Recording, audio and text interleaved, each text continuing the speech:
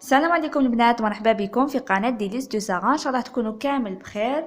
اليوم جيتكم بوصفة جديدة واللي هي الزعلوكة مع الكسرة ولا خبز فطير ولا الاغروم. هاد الزعلوكة كاين اللي يقولها الزعلوكة، كاين اللي يسموها الزعلو. نبداو بسم الله. الحاجة الاولى نروحو نشويو الباذنجان تاعنا، نشويوه مليح حتى يولي طري، ونزيدو نشويو الطرشي، حبيبات الطرشي. الكمية تاع الطرشي وتاع الباذنجان تكون على حسب افراد العائلة تاعنا. بعد ما شويتهم نروح نديرهم في ساشي بيض ونغلق عليهم حتى يعرقوا ونقيهم. دوكا نجيب طنجره ندير فيها الزيت سخن. الزيت لازم ندير ملاح، ما نديرش ما تكونش الزيت قليله. وهنايا درت سنينات تاع الثوم ونديرهم يتقلاو في هذيك الزيت. هاد الثوم سكرفشتو برك، ما درستوش، نحركو باش ما يتحرقليش. دوكا نجي نرمي عليه 4 حبات ولا 5 تاع الطوماطيش يكونوا مسكرفجين.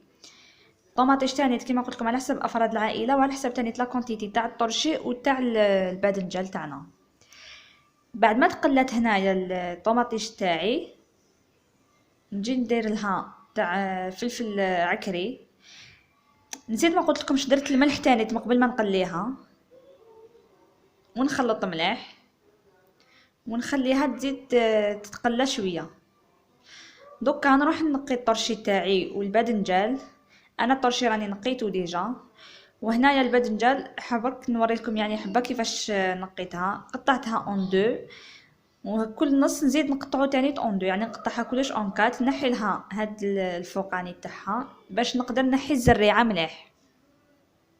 لازم نحي لها مليح الزريعه تاعها، نحيها قد ما نقدر.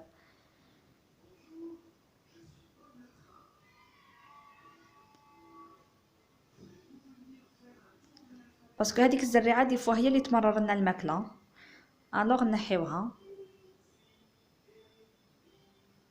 نزيد هذاك النصف الاخر، نحي هذاك الفوقاني، نصيب الزريعه يعني تبان تجيني سهله باش نحيها، ماشي حاجه واعره.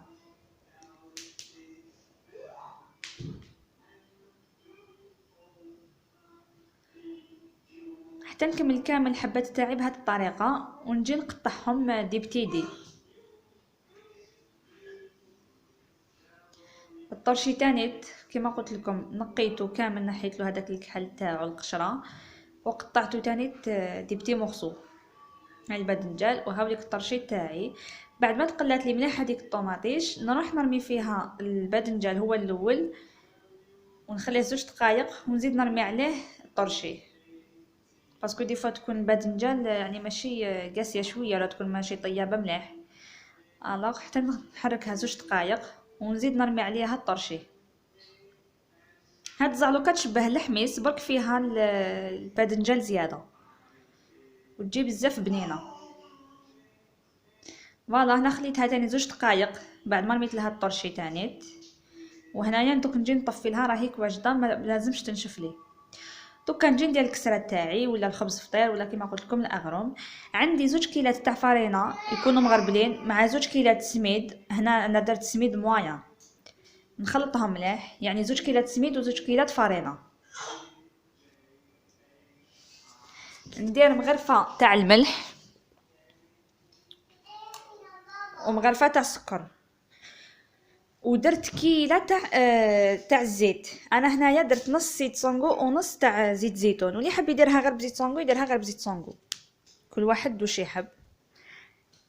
نخلطها مليح، نبسسها، ندخل مليح هذيك الزيت في هذيك السميد والفرينه، نحكهم هكا بين يديا حتى يوليو خليط واحد.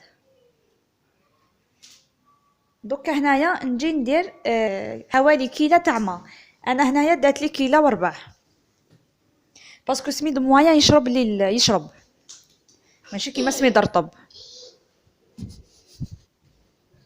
بعد ما طميتها نعجنها شويه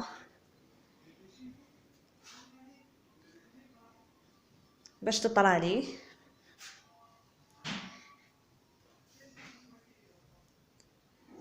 دوكا نجي نقسمها. انا هاد الكميه دارت لي 3 خبيزات. هنا هنا خليتهم يريحوا واحد 5 دقائق باش نجي نقرصهم ونطيبهم. نزقمهم مليح. دوكا نجي نقرصهم بالحلال، يعني بعود الرشته تاعي.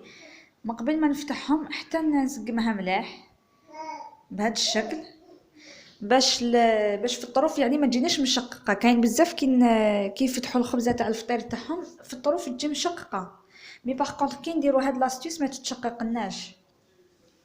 شوفوا هي تفتح بلا تشققات في الطروف. انا هنا حنديرها يعني ماشي رقيقه بزاف وماشي خشينه، نديرها متوسطه باسكو كيما على بالنا حناكلو بها هذيك الزعلوكه. الوغ تجي ملحمه شويه. هنا درتها في الطاجين تاعي سخون، ثقبتها بالفرشيطه ونخليها طيب على نار قليله، ونحركها دو طون طون باش ما تلصقش. انا هنا طابت لي من تحت، جيت قلبتها ونبقى ندور فيها بشويه، خطره على خطره نقلبها ندورها. هنا هي طابت لي الخبزه تاعي من الجهه الاخرى. دوكا درتها في الجفنه تاعي باش نقسمها. طابت شابه غوز وطريه، نقسمها على 4.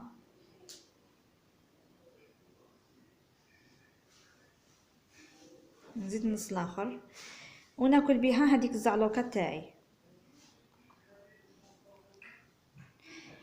هاوليك الطبق تاعي هنا هو جد. الزعلوكه تاعي ندير لها زيت زيتون من الفوق، تزيد لها بنه، واللي يحب يزيد لها سنينه توم من الفوق تاني تزيد فيها بزاف البنه، والثوم تاني صحيه. هايليك الكسره تاعي تاني جات بزاف بنينه وشابه. انا لحقنا نهايه الفيديو، ان شاء الله تكونوا عجبتكم الوصفه تكون الزعلوكه ولا الكسره تاعنا. اذا عجبتكم خلوا لي جيم، خلوا لي كومونتير وبارطاجيو وفعلوا الجرس. باي باي.